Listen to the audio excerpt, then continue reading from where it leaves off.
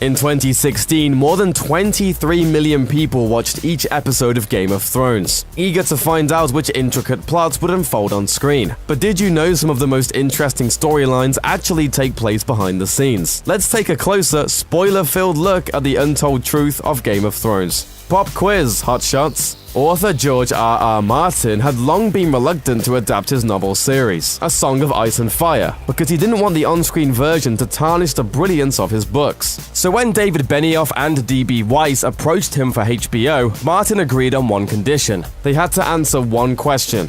Is there a way to get out of the dungeon without using the wizard key? What the hell are you talking about? Actually, Martin asked them who they believed Jon Snow's true parents were. When Benioff and Weiss gave the correct answer, Martin gave his blessing in return. While the rest of the world finally learned the truth during the season 6 finale, that Jon Snow is really the son of Rhaegar Targaryen and Lyanna Stark, it's not hard to admire Benioff and Weiss for sussing out the truth years ago. HBO nearly cancelled it before it aired. Believe it or not, even after solving Martin's riddle, Benioff and Weiss's first pass at the pilot episode wasn't very good. HBO executives and producers were so unhappy they almost ended the show before it could even begin. In an interview, D.B. Weiss explained that, after watching it, one of the HBO head honchos put it bluntly, "You guys have a massive problem. The script was rewritten, about 90% of the pilot was reshot with a new director, and the showrunners also made major changes to the cast. The role of Daenerys Targaryen was recast, substituting Emilia Clarke for actress Tamsin Merchant. Catelyn Stark was recast too, bringing in Michelle Fairley for Jennifer Ale. The original pilot has to date never aired, and that's a shame for plenty of reasons. George R.R. Martin explained that he had a cameo during Daenerys' wedding scene. It was, sad to say, left on the cutting room floor. I was a Pentoshi nobleman in the background, wearing a gigantic hat.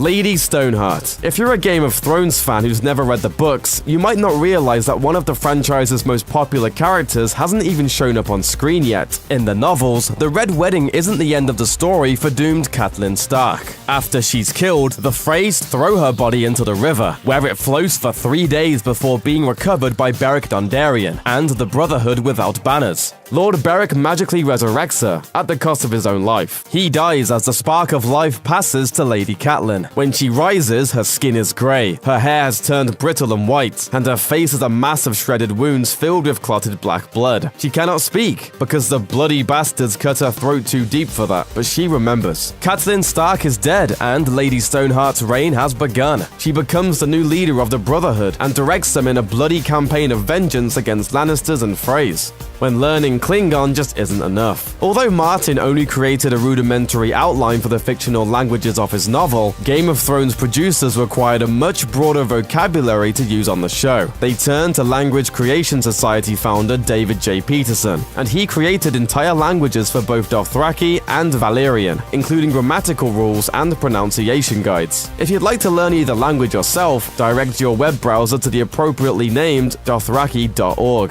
The Red Wedding really happened. Well, the Red Wedding sort of really happened. Author George R.R. Martin frequently draws from real history for his books, and a notably nasty incident in Scottish history served as inspiration for the infamous Red Wedding in Season 3. In a 15th century incident that would be later known as the Black Dinner, William, the 16-year-old Earl of Douglas, and his 10-year-old brother were invited to a feast with James II, the child King of Scotland. The king's advisors dragged the young Earl and his brothers outside the castle, gave them a mock trial, and then beheaded them both. The Lannisters send their regards.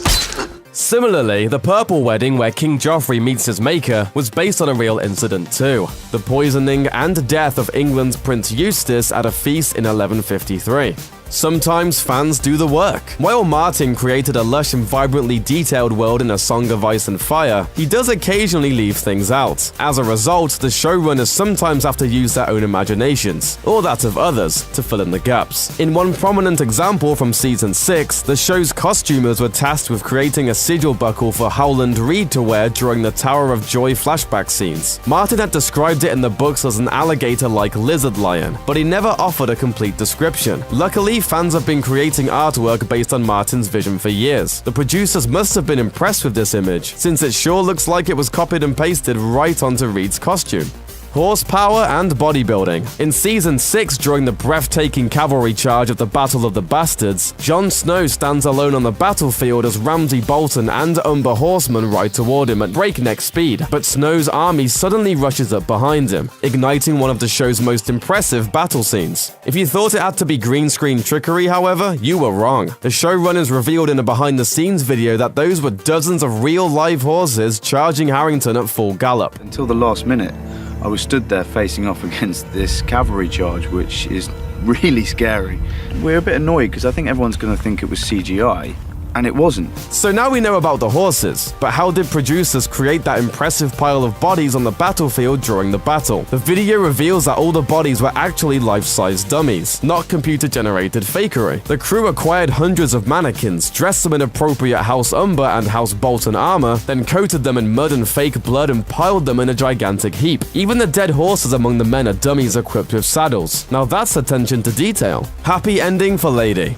One of the most heartbreaking moments on Game of Thrones came during Season 1, when Prince Joffrey orders the death of Arya Stark's beloved direwolf. When the Lannister soldiers can't locate Arya's pet, Queen Cersei orders that Sansa's direwolf, Lady, be killed instead. Thankfully, Lady, or rather, the Northern Inuit dog that played her on screen, got a happier ending in real life. Actress Sophie Turner bonded with the animal during the shoot, and she adopted her. More than meets the eye. In A Song of Ice and Fire, Daenerys Targaryen and her brother Viserys have purple eyes, and Game of Thrones showrunners planned for them to have them on the show as well. Unfortunately, the purple contacts affected actress Emilia Clarke so badly that producers decided to ditch the contacts and reshoot the scenes with her natural baby blues. And that's not the only eye-opening tale from the set. Arya Stark is blinded during her training with the Faceless Men, and in order to accurately portray the role, actress Maisie Williams wore completely opaque 16mm thick contact lenses for her speaking scenes, and a pair with only a pinhole in the center during fight scenes.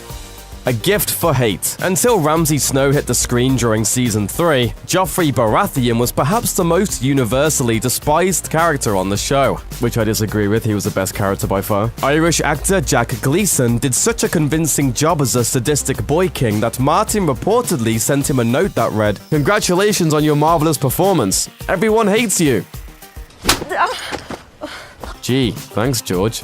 Thanks for watching. Click the looper icon to subscribe to our YouTube channel. Plus, check out all this other cool stuff we know you'll love too.